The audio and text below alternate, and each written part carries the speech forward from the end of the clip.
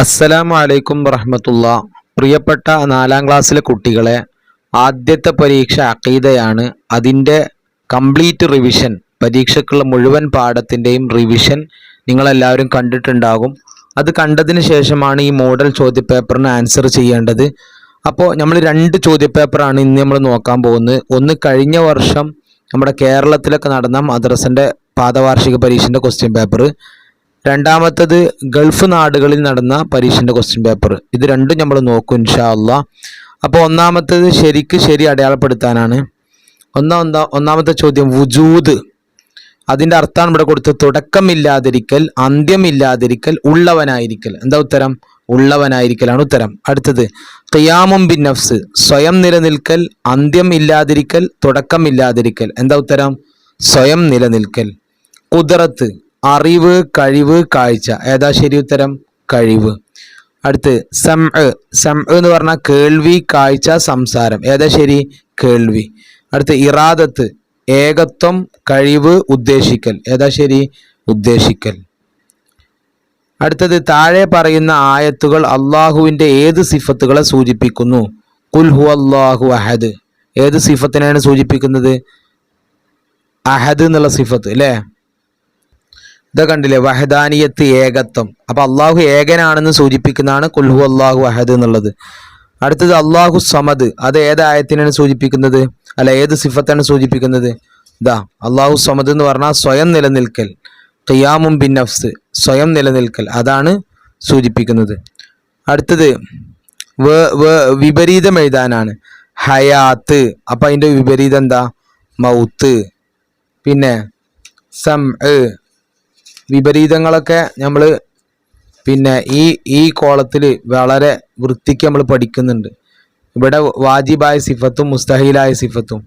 അപ്പോൾ ഓരോന്നും നമ്മൾ അവിടെ പഠിക്കണം. ഹയാത്ത് പറഞ്ഞാൽ മൗത്ത്, അതിൻ്റെ ഓപ്പോസിറ്റ് മൗത്ത്. സംഇൻ്റെ ഓപ്പോസിറ്റ് എന്താണ് അറബിയിൽ? സ്വമമ്. കണ്ടോ? സ്വമമ്. അടുത്തത് കലാമ്, കലാമിൻ്റെ ഓപ്പോസിറ്റ് എന്താ? ഇതാ ബഖ്മ്. കണ്ടോ?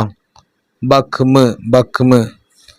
അടുത്ത് ഖുദ്റത്തിൻ്റെ ഓപ്പോസിറ്റ് അജിസ്. എവിടെ? ഇതാ കണ്ടോ? അജിസ്. അടുത്തത് ഇൽമിൻ്റെ ഓപ്പോസിറ്റ് ജഹ്ല്. കണ്ടോ? ഇതാ ജഹ്ല്. അപ്പം ഇങ്ങനെ വിപരീതം എഴുതാനാണ് അവിടെ പറഞ്ഞത്. അഞ്ഞുണ്ടല്ലേ? അതാ മുഖാലഫത്തുലിൽ ഹവാദിസ്, ഇതാ മുമാസലത്തുലിൽ ഹവാദിസ്. പിന്നെ അല്ലായില്ലേ? ഹയാത്ത്, സമ, കലാം, ഖുദ്റത്ത്. പിന്നെ കലാമിൻ്റെ ഓപ്പോസിറ്റ് പറഞ്ഞു ഇൽമ. ഓക്കെ. അടുത്ത് പൂരിപ്പിക്കാം. അള്ളാഹു മാത്രമാണ് ആരാധനക്ക് എന്താ ഉത്തരം? അർഹൻ. അടുത്തത് അള്ളാഹുവിന് തുല്യമായി ഒരു വസ്തുവും ഇല്ല. അല്ലേ? ഒരു വസ്തുവും ഇല്ല. അടുത്തത് അള്ളാഹുവിൻ്റെ ഉദ്ദേശം കൂടാതെ ഒന്നും, അള്ളാഹുവിൻ്റെ ഉദ്ദേശം കൂടാതെ ഒന്നും. ഏത് പാഠത്തിലാണത്? പൂരിപ്പിക്കാൻ വരുന്ന ചോദ്യങ്ങളൊക്കെ ടെക്സ്റ്റ് ബുക്കിൽ അതേപോലെ എഴുതണം. ഒന്നും ഉണ്ടാകുന്നതല്ല, ഇങ്ങനെ തന്നെ എഴുതണം.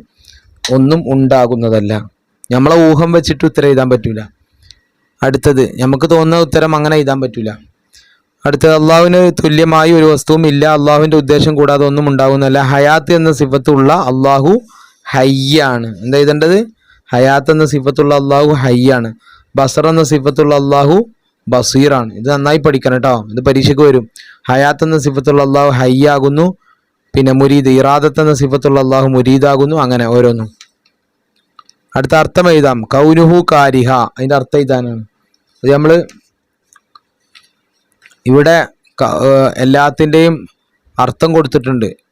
കൗനുഹു അസമ്മ, കൗനുഹു മയ്യിത്ത, കൗനുഹു അബ്കമ, അങ്ങനെ കൗനുഹു ആജിസ, അങ്ങനെ എല്ലാത്തിൻ്റെയും അർത്ഥം ഇവിടെ കൊടുത്തിട്ടുണ്ട്. ഇപ്പുറത്താണ് അർത്ഥം ഉള്ളത്, അത് നിങ്ങളെല്ലാവരും കണ്ടിട്ടുണ്ടാവും. ഇവിടെ എന്താ ചോദിച്ചത്? കൗനുഹു കാരിഹ, അതിൻ്റെ അർത്ഥമാണ് പറഞ്ഞത്, അർത്ഥമാണ് ചോദിക്കുന്നത്. എവിടെ? കൗനുഹു കാരിഹൻ്റെ അർത്ഥം ഉദ്ദേശം ഇല്ലാത്തവൻ. എന്താ അർത്ഥം? ഉദ്ദേശം ഇല്ലാത്തവൻ. അടുത്തത് കൗനുഹു അസമ്മ, എന്താ കൗനുഹു അസമ്മൻ്റെ അർത്ഥം? കേൾവി ഇല്ലാത്തവൻ. കണ്ടോ? കേൾവി ഇല്ലാത്തവൻ. അടുത്ത് ഫിഅലു കുല്ലു മുംകിനിൻ ഔ തർക്കുഹു. കണ്ടോ, ഉണ്ടാകാവുന്ന ഏത് കാര്യവും ചെയ്യുകയോ ചെയ്യാതിരിക്കുകയോ ചെയ്യൽ, അതാണ് ഫീലു കുല്ലി മുംകിനിൻ ഔ തർക്കുഹു. അടുത്ത മുസ്തഹീലായ സിഫത്ത് എന്നാൽ എന്ത്? വളരെ സിമ്പിളാണ് അതിൻ്റെ ഉത്തരം. അള്ളാഹുവിന് ഉണ്ടാവാൻ പാടില്ലാത്ത സിഫത്തുകളാണ് മുസ്തഹീല്. ഇതാ, അള്ളാഹുവിൽ ഒരിക്കലും ഉണ്ടാവാൻ പാടില്ലാത്തതാണ് മുസ്തഹീലായ സിഫത്ത്. അങ്ങനെ എഴുതിയാൽ തന്നെ മാർക്ക് കിട്ടും. അടുത്തത്, സിഫത്തുകളിൽ വാജിബിന് ശരിയെന്നും മുസ്തഹീലിന് തെറ്റെന്നും അടയാളപ്പെടുത്തുക. അജിസ് മുസ്തഹീലാണ്, തെറ്റിടണം. ബക്മ് മുസ്തഹീലാണ്, ഫനാ മുസ്തഹീലാണ്, കലാമ് മാത്രമേ ഇവിടെ ടിക്കിടണ്ടുള്ളൂ. സമമ് മുസ്തഹീലാണ്, ഇറാദത്ത് ടിക്കിടണം, കുദറത്ത് ടിക്കിടണം, ഇഹ്തിയാജ് തെറ്റിടണം. അപ്പം ഇതാണ് കഴിഞ്ഞ വർഷം അഥവാ 2025 പാദവാർഷിക പരീക്ഷയ്ക്ക് വന്നത് ഇവിടെ കേരളത്തിൽ. ഇനി നമ്മൾ ഗൾഫിലെ ചോദ്യം കൂടി നോക്കാൻ പോവാണ്. അപ്പോൾ ഗൾഫിലെ കഴിഞ്ഞ വർഷം നടന്ന ചോദ്യപേപ്പറാണ് നമ്മൾ നോക്കുന്നത്. ഇങ്ങനെ നമ്മൾ കുറേ ചോദ്യപേപ്പർ നോക്കുമ്പോൾ നമുക്ക് ചോദ്യങ്ങളെക്കുറിച്ചുള്ള ഒരു ഐഡിയ കിട്ടും. ഒന്നാമത്തെ ചോദ്യം എന്താ? അള്ളാഹുവിന് ജായിസായ സിഫത്ത് ഡാഷ്. എന്തൊക്കെയാണ് അവിടെ ഉള്ളത്? അപ്പുറത്ത് ഒരു വസ്തുവും ഇല്ല, ഉണ്ടാവാൻ പാടില്ലാത്തത് ഒന്ന് മാത്രമാണ്, ഉള്ളവനാണ്, സ്വയം നിലനിൽക്കൽ, ഉണ്ടാവൽ അനിവാര്യമായത്. അപ്പം അള്ളാഹുവിന് ജായിസായ സിഫത്ത് എന്ന് പറഞ്ഞാൽ എന്താ? ഒന്ന് മാത്രമാണ്. കണ്ടില്ലേ? അപ്പോൾ ജായിസായ സിഫത്ത് ഒന്ന് മാത്രമല്ലേ ഉള്ളൂ. രണ്ടാമത്തെ ചോദ്യം, അള്ളാഹു എന്നെന്നും ഉള്ളവനാണ്. അടുത്ത 3, അള്ളാഹുവിന് തുല്യമായി ഒരു വസ്തുവും ഇല്ല. അടുത്തത്, വാജിബായ സിഫത്തുകൾ എന്ന് പറഞ്ഞാൽ ഉണ്ടാവൽ അനിവാര്യമായത്, മുസ്തഹീലായ സിഫത്തുകൾ ഉണ്ടാവാൻ പാടില്ലാത്തത്, ഖിയാമും ബിൻ നഫ്സ് സ്വയം നിലനിൽക്കൽ. അടുത്ത് പൂർത്തിയാക്കാം, അള്ളാഹുവിന് മറ്റൊന്നിനെയും ഡാഷ്. അപ്പോൾ അള്ളാഹുവിന് മറ്റൊന്നിനെയും ഉത്തരം എഴുതുമ്പോൾ ശ്രദ്ധിക്കണം, ആശ്രയിക്കേണ്ടതില്ല. അങ്ങനെ ഇത് ആശ്രയിക്കേണ്ടതില്ല. കണ്ടോ? അടുത്ത ചോദ്യം, അള്ളാഹു എല്ലാം കേൾക്കുന്നവനും കാണുന്നവനും അറിയുന്നവനുമാണ്. അല്ലേ? ഇതാ, അറിയുന്നവനുമാണ്. എഴുതുന്നത് നോക്കിക്കോ. അടുത്തത്, അള്ളാഹുവിൻ്റെ ഉദ്ദേശം കൂടാതെ ഒന്നും ഇതാ ഉണ്ടാകുന്നതല്ല. സ്പെല്ലിംഗ് എല്ലാവരും നോക്കുക. ഉണ്ടാകുന്നതല്ല. അടുത്ത, അള്ളാഹു മാത്രമാണ് ആരാധനക്ക് അർഹൻ. അടുത്തത്, അർത്ഥം എഴുതാം. ആലിം, എന്താ അർത്ഥം എഴുതാൻ? അതേപോലെ സമീഅ്, പിന്നെ ആലിമിൻ്റെ അർത്ഥതാ അറിയുന്നവൻ, സമീഅ് കേൾക്കുന്നവൻ. എഴുതുന്ന പഠിക്കെല്ലാവരും. പിന്നെ മുരീദ്, ഇതാ ഉദ്ദേശിക്കുന്നവൻ. അടുത്തത്, ഹയ്യ് ജീവിച്ചിരിക്കുന്നവൻ, മുത്തകല്ലിം സംസാരിക്കുന്നവൻ, പിന്നെ ഖാദിർ കഴിവുള്ളവൻ. അപ്പോൾ ഈ പെട്ടി മൊത്തം ചോദിച്ചതാണ്. അടുത്തത്, ഉത്തരം എഴുതാം. അള്ളാഹുവിന് ജായിസായ സിഫത്ത് ഏതാണ്? എന്താ ഉത്തരം? ഫീലു കുല്ലി മുംകിനിൻ ഔ തർക്കുഹു. അറബി എഴുതിയാലും മാർക്ക് കിട്ടും, മലയാളം എഴുതിയാലും. മലയാളം എന്താ എഴുതുക? ഉണ്ടാകാവുന്ന ഏത് കാര്യവും ചെയ്യുകയോ ചെയ്യാതിരിക്കുകയോ ചെയ്യാം. അറബി മലയാളത്തിൽ എഴുതിയ മാർക്ക് കിട്ടും. അടുത്തത്, നമ്മുടെ കേൾവിയും അള്ളാഹുവിൻ്റെ കേൾവിയും ഇതേ ഞാൻ പറയട്ടെ, ഇത് ഈ കൊല്ലം നമുക്ക് പരീക്ഷയ്ക്ക് വരും. ഇത് കഴിഞ്ഞ വർഷം ഗൾഫിൽ വന്ന ചോദ്യമാണ്, നമുക്ക് വന്നിട്ടില്ല. അപ്പോൾ ഈ ചോദ്യം എന്തായാലും വരും. നമ്മുടെ കേൾവിയും അള്ളാഹുവിൻ്റെ കേൾവിയും തമ്മിലുള്ള വ്യത്യാസം എന്ത്? എല്ലാവരും നന്നായി പഠിച്ചു വെക്കണത്. പിന്നെ അത് മറന്നു പോകാൻ പാടില്ല.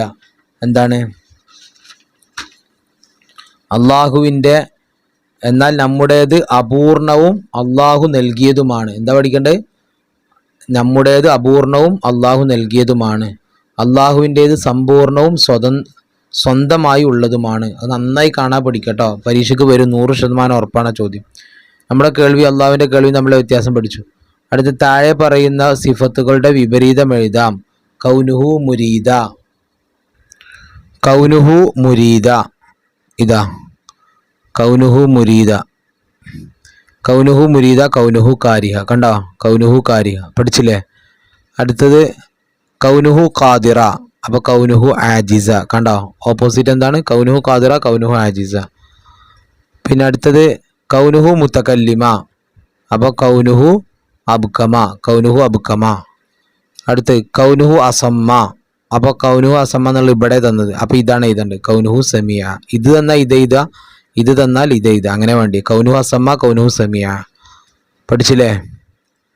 അടുത്തത്, ശരിയായവ ബ്രാക്കറ്റിൽ നിന്ന് എടുത്തെഴുതാം. ബഖാ, എന്താ ഉത്തരം? പുതുതാവൽ, അന്ത്യമില്ലാത്തവൻ. ഏതാ? രണ്ടാമത്താണ് ശരി അല്ലേ, അന്ത്യമില്ലാത്തവൻ.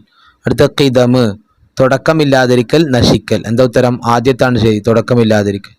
അടുത്ത ബസർ, മരണം, കാഴ്ച. കാഴ്ചയാണ് ശരി.